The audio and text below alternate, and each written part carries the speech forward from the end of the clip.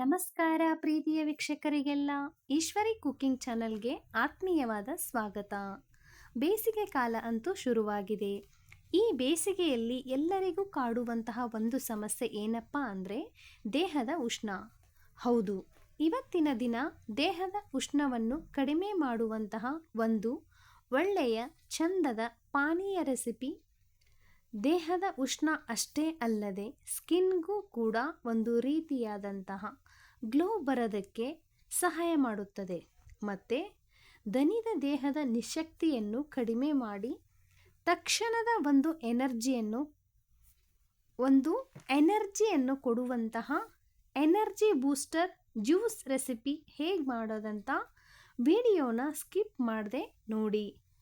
ಮತ್ತು ಈ ವಿಡಿಯೋದಲ್ಲಿ ನಾನು ತೋರಿಸುವಂತಹ ಜ್ಯೂಸ್ ರೆಸಿಪಿನ ನಿಮ್ಮ ಫ್ರೆಂಡ್ಸ್ ಹಾಗೂ ಫ್ಯಾಮಿಲಿಗೆ ಶೇರ್ ಮಾಡಿ.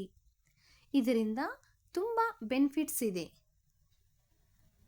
ಬನ್ನಿ, ಹಾಗಾದರೆ ಈ ಜ್ಯೂಸ್ನ ರೆಡಿ ಮಾಡ್ಕೊಳ್ಳೋದು ಹೇಗೆ ಮತ್ತು ಅದಕ್ಕೆ ಯಾವ್ಯಾವ ಪದಾರ್ಥಗಳು ಬೇಕು, ಇದರಿಂದ ಏನೇನು ಬೆನಿಫಿಟ್ಸ್ ಇದೆ, ತುಂಬ ಕಡಿಮೆ ಸಮಯ ಮನೆಯಲ್ಲಿ ಇರುವಂತಹ ಪದಾರ್ಥದಿಂದ ತುಂಬ ಚಂದದ ಹಾಗೂ ತುಂಬ ಒಳ್ಳೆಯ ಜ್ಯೂಸನ್ನು ನಾವು ಇವತ್ತಿನ ದಿನ ರೆಡಿ ಮಾಡ್ಕೊಳ್ಳೋಣ. ಇದನ್ನು ಮಾಡಿ ನೀವು ಫ್ರಿಜ್ಜಲ್ಲಿ ಸ್ಟೋರ್ ಮಾಡಿಕೊಂಡು 2 ದಿನದವರೆಗೂ ಇದನ್ನು ನೀವು ಕುಡಿಬಹುದು. ಮಕ್ಕಳಾದರೂ ಸರಿ, ದೊಡ್ಡವರಾದರೂ ಸರಿ. ದೊಡ್ಡವರಾದರೆ 1 ಲೋಟ ಕುಡಿದ್ರೆ, ಚಿಕ್ಕ ಮಕ್ಕಳಿಗೆ ಟೀ ಕುಡಿಯೋ ಲೋಟದಲ್ಲಿ 1 ಲೋಟ ಕುಡಿಸಿದ್ರೆ ಸಾಕು. ಬಾಡಿಲಿರುವಂತಹ ಹೀಟನ್ನು ತುಂಬ ಬೇಗ ಕಡಿಮೆ ಮಾಡುತ್ತೆ ನೋಡಿ. ಹಾಗಾದರೆ ಈ ಜ್ಯೂಸ್ನ ಹೇಗೆ ರೆಡಿ ಮಾಡೋದು ಅಂತ ನಾನಿಲ್ಲಿ ವಿಡಿಯೋದಲ್ಲಿ ಸ್ಟಾರ್ಟ್ ಮಾಡ್ತಾ ಇದ್ದೀನಿ. ಮೊದಲಿಗೆ 1 ಕಪ್ನಷ್ಟು ಹೆಸರು ಕಾಳನ್ನು ತಗೊಂಡಿದ್ದೀನಿ. ಇದನ್ನು ಒಂದು ಬಟ್ಟೆಯಲ್ಲಿ ನೀಟಾಗಿ ಒರೆಸ್ಕೊಂಡು ಫ್ರೈ ಮಾಡ್ಕೊಳ್ತೀನಿ. ಒಂದು ಬಾಣಲಿನ ಇಟ್ಕೊಂಡು ಅದರಲ್ಲಿ ಹೆಸರು ಕಾಳನ್ನು ಹಾಕ್ಕೊಂಡಿದ್ದೀನಿ. ಗ್ಯಾಸ್ ಫ್ಲೇಮ್ನ ಪೂರ್ತಿಯಾಗಿ ಕಡಿಮೆ ಮಾಡಿ, ಯಾವುದೇ ಕಾರಣಕ್ಕೂ ಹೈ ಮಾಡಲಿಕ್ಕೆ ಹೋಗಬೇಡಿ, ಮೀಡಿಯಮಲ್ಲೂ ಇಡಬೇಡಿ. ಪೂರ್ತಿಯಾಗಿ ಕಡಿಮೆ ಮಾಡಿ ನಿಧಾನಕ್ಕೆ ಫ್ರೈ ಮಾಡ್ಕೊಳ್ಳಿ. ಲೈಟಾಗಿ ಕಂದು ಬಣ್ಣ ಬರೋವರೆಗೂ ಇದನ್ನು ಫ್ರೈ ಮಾಡಬೇಕಾಗತ್ತೆ. ಇವಾಗ ಇದು ಫ್ರೈ ಆಗಲಿ. ಪಕ್ಕಕ್ಕೆ ನಾವು ಇದಕ್ಕೆ 1 ಲೋಟ ಹೆಸರು ಕಾಳನ್ನು ತಗೊಂಡ್ರೆ ಅದೇ ಲೋಟದಿಂದ 1 ಲೋಟ ಬೆಲ್ಲವನ್ನು ತಗೊಂಡು ಒಂದು ಪಾತ್ರೆಗೆ ಹಾಕಿ 1 ಲೋಟದಷ್ಟು ನೀರನ್ನು ಹಾಕ್ಕೊಳ್ಬೇಕಾಗುತ್ತೆ ನೋಡಿ. ಯಾಕಂದರೆ ಬೆಲ್ಲದಲ್ಲಿರುವಂತಹ ಕಸರು, ಚಿಕ್ಕ ಚಿಕ್ಕ ಹರಳು, ಕಡ್ಡಿ ಇದೆಲ್ಲ ಜರಡಿ ಮಾಡಿಕೊಂಡು ಜ್ಯೂಸಿಗೆ ನಾವು ಹಾಕ್ಕೊಳ್ಳೋಣ ಅಂತ ನೀರನ್ನು ಹಾಕಿ ನೆನೆಸಿ ಇಡ್ತಾ ಇದ್ದೀನಿ. ಹಾಗೆಯೇ ಒಂದು ಬೌಲಲ್ಲಿ ನಾನು ಸ್ವಲ್ಪ ಒಂದು 10 ರಿಂದ 15 ಗೋಡಂಬಿನ ನೆನೆಸೋಕ್ಕೆ ಹಾಕ್ಕೊಂಡಿದ್ದೀನಿ. ಒಂದು ಹಾಫ್ ಆನ್ ಅವರು ಬಿಸಿನೀರಲ್ಲಿ ನೆನೆಸಿದ್ರೆ ಸಿಪ್ಪೆ ಚೆನ್ನಾಗಿ ಬಿಡುತ್ತೆ. ಓವರ್ ನೈಟ್ ನೆನೆಸಿದ್ರೂ ಏನು ತೊಂದರೆ ಇಲ್ಲ. ಇದನ್ನು ಸೈಡಲ್ಲಿಟ್ಟು ಮತ್ತೆ ಒಂದು ಬೌಲ್ಗೆ ನಾನಿಲ್ಲಿ 2 ಸ್ಪೂನ್ನಷ್ಟು ಚಿಯಾ ಸೀಡ್ಸನ್ನು ಸೇರಿಸ್ತಾ ಇದ್ದೀನಿ. ನೀವು ಸಬ್ಜಾ ಬೀಜವನ್ನು ಕೂಡ ಸೇರಿಸ್ಕೊಳ್ಬೋದು. ಇದನ್ನು ಕೂಡ ಅಷ್ಟೇ ಸ್ವಲ್ಪ ಬಿಸಿ ನೀರಲ್ಲಿ ಒಂದು ಹಾಫ್ ಆನ್ ಅವರು ಚೆನ್ನಾಗಿ ನೆಂದ್ಕೊಂಡ್ರೆ ಸಾಕು ನೋಡಿ. ನಾನಿವಾಗ ಲೈಟಾಗಿ ಉಗುರು ಬೆಚ್ಚಗಿರುವ ನೀರನ್ನು ಇದಕ್ಕೆ ಸೇರಿಸ್ತಾ ಇದ್ದೀನಿ. ಎರಡನ್ನೂ ಪಕ್ಕಕ್ಕಿಡೋಣ. ಇವಾಗ ನೋಡಿ, ಹೆಸರು ಕಾಳು ಲೈಟಾಗಿ ಕಲರ್ ಸ್ವಲ್ಪ ಚೇಂಜ್ ಆಗಿದೆ. ಇದು ಪೂರ್ತಿಯಾಗಿ ಕಂದು ಬಣ್ಣಕ್ಕೆ ತಿರುಗುವವರೆಗೂ ಚೆನ್ನಾಗಿ ಗ್ಯಾಸ್ ಫ್ಲೇಮ್ನ ಕಡಿಮೆ ಇಟ್ಕೊಂಡು ಫ್ರೈ ಮಾಡಬೇಕಾಗತ್ತೆ. ಈ ಹೆಸರು ಕಾಳು ಜ್ಯೂಸನ್ನು ಕುಡಿಯೋದ್ರಿಂದ ಆರೋಗ್ಯಕ್ಕೆ ತುಂಬ ಬೆನಿಫಿಟ್ಸ್ ಇದೆ. ಸ್ಕಿನ್ಗೂ ಕೂಡ ತುಂಬ ಒಳ್ಳೆಯದು. ಹೆಸರು ಕಾಳನ್ನು ಹುರಿದು ಮಾಡೋದ್ರಿಂದ ರುಚಿಯಂತೂ ಅದ್ಭುತವಾಗಿರುತ್ತೆ. ಇದರಲ್ಲಿ ಪ್ರೋಟೀನ್, ವಿಟಮಿನ್, ಆಕ್ಸಿಡೆಂಟ್ನಂತಹ ಹಲವಾರು ಪೋಷಕಾಂಶಗಳಿಂದ ತುಂಬಿರತಕ್ಕಂತಹ ಈ ಹೆಸರು ಕಾಳನ್ನು ತೀರಾ ಬಾಡಿ ಹೀಟ್ ಆಗಿದ್ದರೆ ಈ ಜ್ಯೂಸನ್ನು ಒಮ್ಮೆ ಟ್ರೈ ಮಾಡಿ ನೋಡಿ. 1 ಗ್ಲಾಸ್ ಕುಡಿದ್ರೆ ಸಾಕು. ಬೆಳಗ್ಗೆ ಅಥವಾ ಮಧ್ಯಾಹ್ನ ಹೊತ್ತು ಬಾಡಿ ಹೀಟ್ ಕಡಿಮೆ ಮಾಡುತ್ತೆ ಮತ್ತು ಜೀರ್ಣಕ್ರಿಯೆಗೂ ಕೂಡ ಒಂದು ರೀತಿಯ ಸಹಾಯ ಕೂಡ ಮಾಡುತ್ತೆ. ಹಾಗೆ ಸ್ಕಿನ್ ಕೂಡ ತುಂಬ ಗ್ಲೋ ಆಗುತ್ತೆ ನೋಡಿ. ಇವಾಗ ಇದು ಕಂದು ಬಣ್ಣಕ್ಕೆ ತಿರುಗಿದೆ. ಇವಾಗ ನಾವು ಗ್ಯಾಸ್ ಫ್ಲೇಮ್ನ ಆಫ್ ಮಾಡ್ಬೋದು. ಆಫ್ ಮಾಡಿ 2 ನಿಮಿಷ ಹಾಗೆ ಇದನ್ನು ಚೆನ್ನಾಗಿ ಫ್ರೈ ಮಾಡ್ಕೊಳ್ಳಿ. ಇದು ಕಂಪ್ಲೀಟಾಗಿ ಕೂಲ್ ಆಗಬೇಕು. ಒಂದು ತಟ್ಟೆಗೆ ನಾನು ಇದನ್ನು ಕೂಲ್ ಆಗಲಿಕ್ಕೆ ಟ್ರಾನ್ಸ್ಫರ್ ಮಾಡ್ಕೊಳ್ತೀನಿ. ಯಾವುದೇ ಕಾರಣಕ್ಕೂ ಬಿಸಿ ಇರುವಾಗ ಮಾಡಬೇಡಿ, ಪೂರ್ತಿಯಾಗಿ ತಣ್ಣಗಾಗಲಿ. ಇವಾಗ ನೋಡಿ ಚೆನ್ನಾಗಿ ಫ್ರೈ ಆಗಿದೆ. ಗ್ಯಾಸ್ ಫ್ಲೇಮ್ನಂತೂ ನಾನು ಆಫ್ ಮಾಡಿದ್ದೀನಿ. ಇವಾಗ ಒಂದು ತಟ್ಟೆಗೆ ಇದನ್ನು ಟ್ರಾನ್ಸ್ಫರ್ ಮಾಡಿ ಪೂರ್ತಿಯಾಗಿ ತಣ್ಣಗಾಗಿದೆ. ನಂತರ ನಾನು ಇಲ್ಲೊಂದು ಮಿಕ್ಸಿ ಜಾರ್ನ ತಗೊಂಡು ಮೊದಲಿಗೆ ಇದನ್ನು ಡ್ರೈ ಆಗಿ ಪೌಡ್ರ್ ಮಾಡ್ಕೊಳ್ತಾ ಇದ್ದೀನಿ. ನೋಡಿ ಇದು ಎಷ್ಟು ಚೆನ್ನಾಗಿ ಪೌಡ್ರ್ ಅಂತೂ ರೆಡಿಯಾಗಿದೆ. ನೋಡಿ ಲೈಟಾಗಿ ಸ್ವಲ್ಪ ತರಿಯಾಗಿರುತ್ತೆ, ಹಾಗಿದ್ರೆ ಏನು ತೊಂದರೆ ಇಲ್ಲ. ಈಗಂತೂ ಇದು ಪೌಡ್ರ್ ಆಗಿದೆ. ಇದಕ್ಕೆ ನಾವೀಗ ಯಾವ ಬಟ್ಲಲ್ಲಿ ಹೆಸರು ಕಾಳನ್ನು ತೊಗೊಂಡಿದ್ದೀವೋ ಅದೇ ಬಟ್ಲಲ್ಲಿ 1 ಬಟ್ಲಷ್ಟು ಕಾಯಿ ತುರಿನ ತೊಗೋಬೇಕಾಗುತ್ತೆ. ನಂತರ ಆವಾಗಲೇ ತೋರಿಸಿರುವಂತಹ ಗೋಡಂಬಿನ ಸಿಪ್ಪೆ ಬಿಡಿಸ್ಕೊಂಡು ಹಾಕ್ಕೊಳ್ತೀನಿ. ನೋಡಿ ಇವಾಗ ಗೋಡಂಬಿನೂ ಕೂಡ ಹಾಕ್ಕೊಂಡಿದ್ದೀನಿ. ನಾನು ಬೆಲ್ಲವನ್ನು ಚೆನ್ನಾಗಿ ಕರಗಿಸ್ಕೊಂಡು ಸೋದಿಸ್ಕೊಂಡು ಇದಕ್ಕೆ ಮಿಶ್ರಣ ಮಾಡ್ಕೊಳ್ತಾ ಇದ್ದೀನಿ. ಅದರಲ್ಲಿರುವಂತಹ ಕಡ್ಡಿ ಕಸರು ಎಲ್ಲ ರಿಮೂವ್ ಆಗಲಿ ಅನ್ನೋ ಒಂದು ಕಾರಣಕ್ಕೆ ಇವಾಗ ನಾನು ಮಿಕ್ಸಿ ಮಾಡ್ಕೊಂಡು ಬರ್ತೀನಿ. ನೋಡಿ ನಿಮಗೆ ತೋರಿಸ್ತಾ ಇದ್ದೀನಿ ಎಷ್ಟು ಚೆನ್ನಾಗಿ ಕಲರ್ ಕೂಡ ರೆಡಿಯಾಗಿದೆ ಅಂತ. ಇವಾಗ ಇದಕ್ಕೆ 1 ಲೋಟ ನೀರನ್ನು ಹಾಕ್ಕೊಂಡು ಮತ್ತೆ ಒಂದು ಸರಿ ನಾನು ಇದನ್ನು ಗ್ರೈಂಡ್ ಮಾಡ್ಕೊಳ್ತೀನಿ.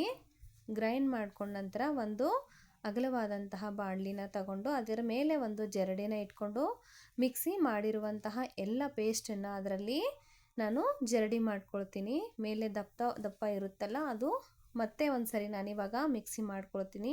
ಹಾಲನ್ನು ಕೆಳಗಡೆ ನಾವು ಈ ಸ್ಪೂನಿನ ಸಹಾಯದಿಂದ ಕೆಳಗಡೆ ಹಾಲನ್ನು ಸೋದಿಸ್ಕೊಳ್ಬೇಕಾಗತ್ತೆ. ನಿಮಗೆ ಗೊತ್ತಾಗುತ್ತೆ, ಸ್ವಲ್ಪ ಇದು ತರಿಯಾಗಿದ್ದರೂ ಕುಡಿಲಿಕ್ಕೆ ಗಂಟ್ಲಲ್ಲಿ ಸಿಗಾಕೊಂಡಂಗೆ ಆಗುತ್ತೆ. ಆ ಕಾರಣಕ್ಕೆ ನಾನು ಸೋದಿಸ್ಕೊಂಡು ಇದನ್ನು ರೆಡಿ ಮಾಡ್ಕೊಳ್ತೀನಿ. ಮಕ್ಕಳಿಗೆ ಕುಡಿಸೋದಾಗಲಿ ನಾವೇ ಕುಡಿಯೋದಾಗಲಿ ಇದನ್ನು ಈ ಥರ ಮಾಡೋದೇ ಒಳ್ಳೆಯದು ಅಂತ ನನಗನ್ಸುತ್ತೆ. ನೋಡಿ ಇವಾಗ ನಾನು ಸೋದಿಸ್ಕೊಂಡಿದ್ದೀನಿ. ಮೇಲೆ ಬಂದಿರುವಂತಹ ಈ ಪೇಸ್ಟನ್ನು ಮತ್ತೆ ಒಂದು ಸರಿ ನಾನು ಮಿಕ್ಸಿ ಮಾಡ್ಕೊಳ್ತೀನಿ. ನೋಡಿ ಕೆಳಗಡೆ ಜ್ಯೂಸ್ ಎಷ್ಟು ಚೆನ್ನಾಗಿ ಒಳ್ಳೆ ನಮಗೆ ಕಬ್ಬಿನ ಹಾಲಿನ ಥರ ಜ್ಯೂಸ್ ಅಂತೂ ರೆಡಿಯಾಗಿದೆ. ಕಬ್ಬಿನ ಹಾಲಿನಗಿಂತನೂ ಜಾಸ್ತಿ ಇದರಲ್ಲಿ ಪ್ರೋಟೀನ್ ಇರುತ್ತೆ.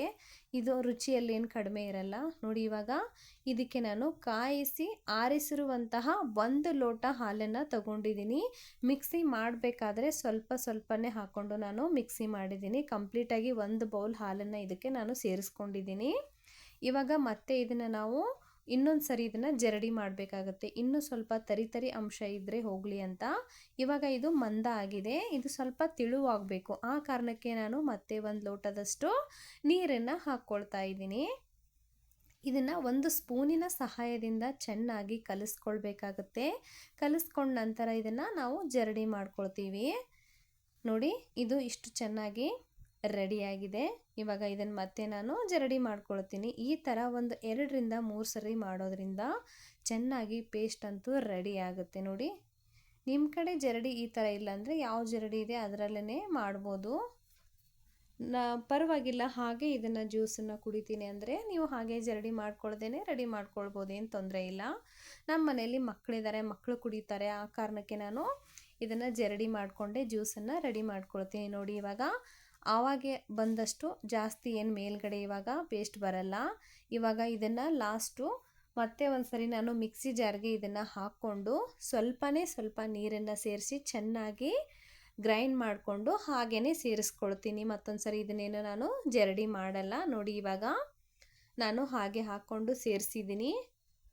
ಇವಾಗ ಹಾಕ್ಕೊಳ್ತಾ ಇದ್ದೀನಿ. ಜ್ಯೂಸಿನ ಬಾಣಲಿಗೆ ಇದನ್ನು ಹಾಕ್ಕೊಂಡು ಕಂಪ್ಲೀಟಾಗಿ ಎಲ್ಲವನ್ನು ಸೇರಿಸಿದ್ದೀನಿ. ನೆಕ್ಸ್ಟು ನಾನಿವಾಗ ಇದಕ್ಕೆ ಅಳತೆಗೆ ಅನುಗುಣವಾಗಿ ಜ್ಯೂಸ್ ಯಾವ ಥರ ಇರಬೇಕೋ ಅಷ್ಟು ನೀರನ್ನು ಆ್ಯಡ್ ಮಾಡ್ಕೊಳ್ತೀನಿ. ಒಂದು 4 ರಿಂದ 5 ಏಲಕ್ಕಿನ ಕುಟ್ಟಿ ಪುಡಿ ಮಾಡಿ ಮೇಲ್ಗಡೆ ಹಾಕ್ತೀನಿ ಫ್ಲೇವರ್ಗೋಸ್ಕರ. ನೀವು ಬೇಕಂದರೆ ಇದನ್ನು ಮಿಕ್ಸಿ ಜಾರಲ್ಲೇ ಹಾಕ್ಕೊಳ್ಬೋದು. ನಾವು ಪದೇ ಸೋದಿಸ್ತಾ ಇರ್ತೀವಲ್ಲ, ಆ ಕಾರಣಕ್ಕೆ ನಾನು ಮೇಲ್ಗಡೆನೇ ಹಾಕ್ಕೊಳ್ತಾ ಇದ್ದೀನಿ. ನೋಡಿ ಇವಾಗ ಮೇಲ್ಗಡೆ ನಾವು ಕುಟ್ಟಿ ಇಟ್ಕೊಂಡಿರುವಂತಹ ಏಲಕ್ಕಿನ ಹಾಕ್ಕೊಳ್ತಾ ಇದ್ದೀನಿ. ಫ್ಲೇವರ್ ಅಂತೂ ತುಂಬ ಚೆನ್ನಾಗಿರುತ್ತೆ. ಇದು ತುಂಬ ಹಳೆಯ ಕಾಲದ ರೆಸಿಪಿ. ಹಿಂದಿನ ಕಾಲದಲ್ಲಿ ಅಜ್ಜಿ, ಅಮ್ಮ, ನಮ್ಮ ತಾತ ಅವ್ರ ಮನೆಯಲ್ಲಿ ಸಮ್ಮರ್ ಹಾಲಿಡೇಸ್ಗೆ ಹೋದರೆ ಇದನ್ನು ಖಂಡಿತವಾಗಿ ಮಾಡ್ತಾಯಿದ್ರು. ನೋಡಿ ಎಷ್ಟು ಚೆನ್ನಾಗಿ ಕಲರ್ ಕೂಡ ಬಂದಿದೆ. ಅದರದ್ದು ಆರೋಮ ಕೂಡ ನನಗೆ ಹಾಗೇ ಬರ್ತಾ ಇದೆ. ನೀವು ಕೂಡ ಎಲ್ಲರೂ ಒಂದ್ಸರಿ ಇದನ್ನು ಟ್ರೈ ಮಾಡಲೇಬೇಕು. ನೋಡಿ ಇವಾಗ ನಾನು ಇದಕ್ಕೆ ಸ್ವಲ್ಪ ಕೂಲ್ ಆಗಲಿ ಅಂತ ಐಸ್ ಕ್ಯೂಬನ್ನ ಆ್ಯಡ್ ಮಾಡ್ಕೊಳ್ತಾ ಇದ್ದೀನಿ. ನೋಡಿ ಒಂದು 7 ರಿಂದ 8 ಐಸ್ ಕ್ಯೂಬನ್ನು ಇದಕ್ಕೆ ಹಾಕ್ಕೊಳ್ತಾ ಇದ್ದೀನಿ. ನಾನು ಟೋಟಲ್ ಆಗಿ ಇದಕ್ಕೆ 1 ಬೌಲ್ನಷ್ಟು ಹೆಸರು ಕಾಳು, 1 ಬೌಲ್ನಷ್ಟು ಬೆಲ್ಲ, 1 ಬೌಲ್ನಷ್ಟು ಕಾಯಿಸಿ ಆರಿಸಿರುವಂತಹ ಹಾಲು, 2 ಬೌಲ್ನಷ್ಟು ನೀರನ್ನು ಹಾಕ್ಕೊಂಡು ಇದೆಲ್ಲ ರೆಡಿ ಆದಮೇಲೆ ನಿಮಗೆ ಜ್ಯೂಸ್ ಹೇಗೆ ರೆಡಿ ಬೇಕು, ಮಂದ ಬೇಕಂದರೆ ಅಷ್ಟೇ ಕರೆಕ್ಟ್ ಆಗುತ್ತೆ. ಜ್ಯೂಸ್ ಅಂದರೆ ತಿಳಿನೇ ಇರಬೇಕಲ್ಲ, ಬೇಕಂದರೆ ಇನ್ನೂ 1 ಗ್ಲಾಸು ನೀವು ನೀರನ್ನು ಆ್ಯಡ್ ಮಾಡ್ಕೊಳ್ಬೋದು. ನೋಡಿ ಇವಾಗ ಕಂಪ್ಲೀಟಾಗಿ ಜ್ಯೂಸ್ ರೆಡಿಯಾಗಿದೆ. ಆವಾಗಲೇ ನೆನೆಸಿರುವಂತಹ ಚಿಯಾ ಸೀಡ್ಸನ್ನು ನಾನು ಜ್ಯೂಸ್ ಗ್ಲಾಸ್ಗೆ ಸೇರಿಸ್ಕೊಳ್ತಾ ಇದ್ದೀನಿ. ಚಿಯಾ ಸೀಡ್ಸು ಅಷ್ಟೇ ನಮ್ಮ ದೇಹಕ್ಕೆ ತುಂಬ ಒಳ್ಳೆಯದು ಮತ್ತು ಬಾಡಿ ಹೀಟನ್ನು ಕಡಿಮೆ ಮಾಡೋಕ್ಕೆ ಇದು ತುಂಬ ನಮಗೆ ಸಹಾಯ ಮಾಡುತ್ತೆ. ಸ್ಕಿನ್ನು ಕೂಡ ತುಂಬ ಗ್ಲೋ ಆಗುತ್ತೆ. ಅದ್ಭುತವಾದಂತಹ ರುಚಿಕರವಾದಂತಹ ಹೆಸರು ಕಾಳಿನ ಜ್ಯೂಸ್ ಅಂತೂ ಇವಾಗ ರೆಡಿಯಾಗಿದೆ. ಎಲ್ಲರೂ ಕೂಡ ಇದನ್ನು ಒಂದ್ಸರಿ ಟ್ರೈ ಮಾಡಲೇಬೇಕು. ನಿಮ್ಮ ಫ್ರೆಂಡ್ಸ್ ಹಾಗೂ ಫ್ಯಾಮಿಲಿಗೆ ಶೇರ್ ಮಾಡಿ ಅಂತ ನಾನು ರಿಕ್ವೆಸ್ಟ್ ಮಾಡ್ಕೊಳ್ತಾ ಇದ್ದೀನಿ. ಹಾಗೆ ಇನ್ನೂ ಯಾರು ಈಶ್ವರಿ ಕುಕ್ಕಿಂಗ್ ಚಾನಲ್ನ ಸಬ್ಸ್ಕ್ರೈಬ್ ಮಾಡ್ಕೊಂಡಿಲ್ವೋ ಪ್ಲೀಸ್ ಸಬ್ಸ್ಕ್ರೈಬ್ ಮಾಡ್ಕೊಳ್ಳಿ, ಲೈಕ್ ಮಾಡಿ, ಶೇರ್ ಮಾಡಿ, ಕಮೆಂಟ್ ಮಾಡಿ. ಇದೇ ರೀತಿ ಇನ್ನೂ ಹೊಸ ಹೊಸ ರೆಸಿಪಿಗಳಿಗಾಗಿ ಈಶ್ವರಿ ಕುಕ್ಕಿಂಗ್ ಚಾನಲ್ನ ಸಬ್ಸ್ಕ್ರೈಬ್ ಮಾಡಿಕೊಂಡು ನಿಮಗೂ ಕೂಡ ಈ ಜ್ಯೂಸನ್ನು ಟ್ರೈ ಮಾಡಿ ಹೇಗೆ ಅನ್ನಿಸ್ತಂತ ಕಮೆಂಟ್ ಬಾಕ್ಸಲ್ಲಿ ತಿಳಿಸೋದನ್ನು ಖಂಡಿತವಾಗಿ ಮರಿಬೇಡಿ. ಮತ್ತು ಮುಂದಿನ ಹೊಸ ವಿಡಿಯೋದ ಜೊತೆ thank you for watching. Bye.